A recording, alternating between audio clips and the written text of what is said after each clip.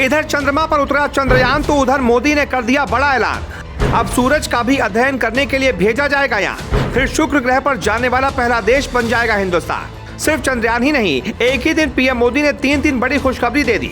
बैठक छोड़कर पीएम मोदी ने सीधा इसरो अध्यक्ष को फोन मिलाया। फोन पर इमोशनल हो गए थे इसरो चीफ के सिवन। आज भी बहुत खुशी से उछल पड़े। चंद्रयान 2 की सारी कसर दूर हो गई। जो कहते हैं किताब उठाओ कांवड़ उठाने की जरूरत नहीं पड़ेगी, ऐसे लोग सन्नाटे में चले गए। इसरो अध्यक्ष की एक तस्वीर ने ऐसे लोगों को मूक कर दिया।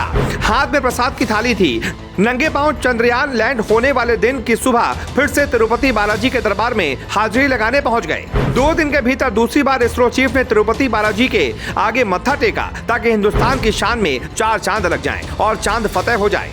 इधर भारत में मनाया जा रहा था जश्न, तभी चंद्रमा पर लैंडर विक्रम ने उतार दी एक ऐसी मशीन जो आज तक अमेरिका भी नहीं उतार पाया। इसी बीच एक ऐसी तस्वीर आ गई जिसने सबको इमोशनल कर दिया। चंद्रयान 3 अकेले चंद्रमा पर नहीं गया, वो अपने साथ 8 पेलोड लेकर गया है। चंद्रयान 3 का प्रोपल्शन मॉड्यूल शेप नाम के नए प्रयोग के साथ आता है, जो रहने योग्य ग्रह पृथ्वी के स्पेक्ट्रोपोलरिमेट्री का संक्षिप्त रूप है।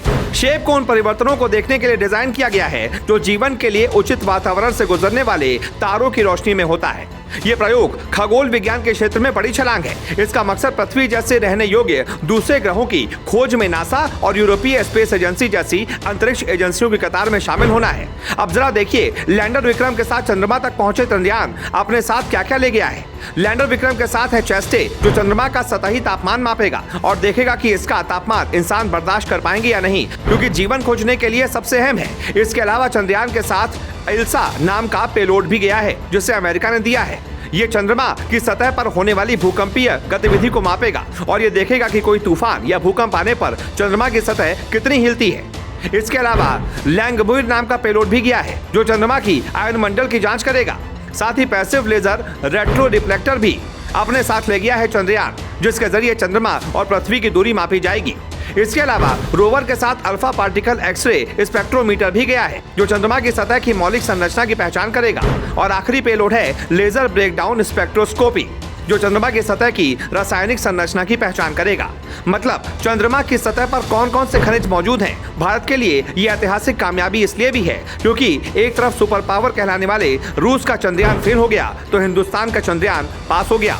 इसीलिए अमेरिकी स्पेस एजेंसी नासा तक हिंदुस्तान के कदमों में नतमस्तक हो गई है और उसने ट्वीट करके हिंदुस्तान को बधाई दी है। भारतीय वैज्ञानिकों को बधाई दी है कि जो पूरी दुनिया में कोई नहीं कर पाया वो हिंदुस्तान ने कर दिखाया। और इसी के साथ एक और जानकारी ये भी आ रही है कि इसरो इस साल कई अंतरिक्ष मिशन को कामयाब बनाने के लक्ष्य के साथ आगे बढ़ रहा है।